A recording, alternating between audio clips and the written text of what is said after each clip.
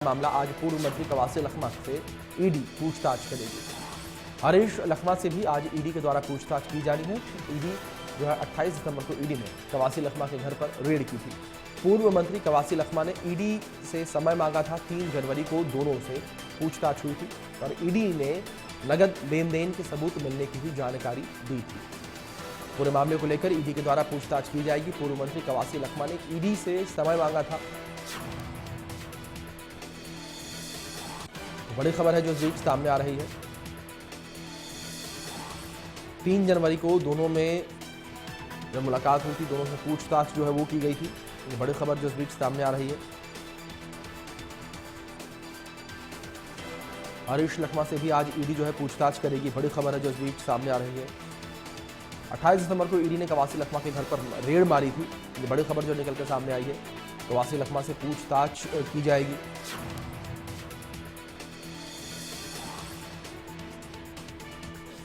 3 जनवरी को दोनों से पूछताछ हुई थी और ईडी एक बार फिर से पूरे मामले को लेकर पूछताछ करेगी और ईडी ने नगद लेन देन के सबूत मिलने की भी जानकारी दी थी।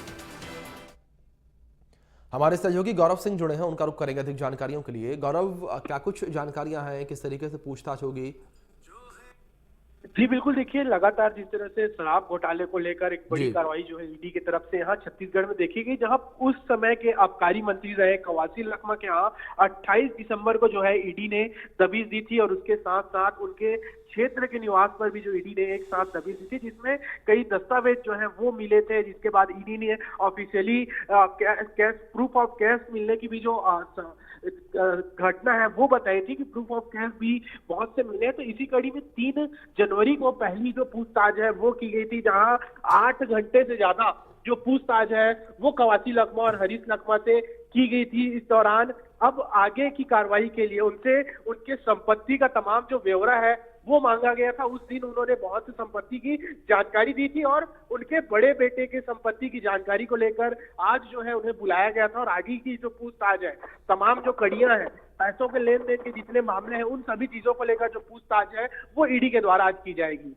जी गौरव, दूसरी ओर पूर्व मंत्री कवासी लखमा का रिएक्शन किस तरीके से सामने आया? क्योंकि पहले भी उन्होंने इस बात का जिक्र किया था कि मुझे फंसाने की कोशिश की जा रही है और जितने भी आरोप लगे हैं सारे झूठे हैं। लेकिन अब ईडी के द्वारा कहा जा रहा है कि जो नगद लेन देन हुआ है, कैश जो लेन देन हुआ है, उसके सबूत हैं।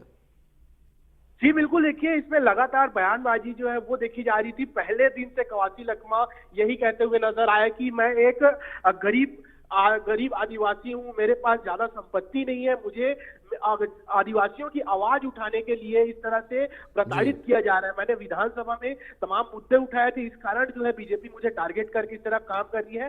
तो ये तमाम चीजें जो है उनके तरफ से कही जा रही है और इस कार्रवाई को लेकर उन्होंने कहा था कि मैं अनपढ़ हूँ, मेरे अधिकारी जो कहते थे मैं वहां पर साइन कर देता था, मुझे इसकी जानकारी नहीं थी। इस तरह के जो बात है वो उनके तरफ से आए, लेकिन जांच जो है वो की जाएगी। आप मंत्री रहे हैं किसी पद पर, किसी विभाग के आप मंत्री रहे हैं, आप इस तरह के जवाब जो है वो नहीं दे सकते हैं। बिल्कुल गौरव, बहुत शुक्रिया जुड़ने के लिए और जो अपडेट्स आ रहे हैं उस पर आप लगातार नजर बनाए रखें।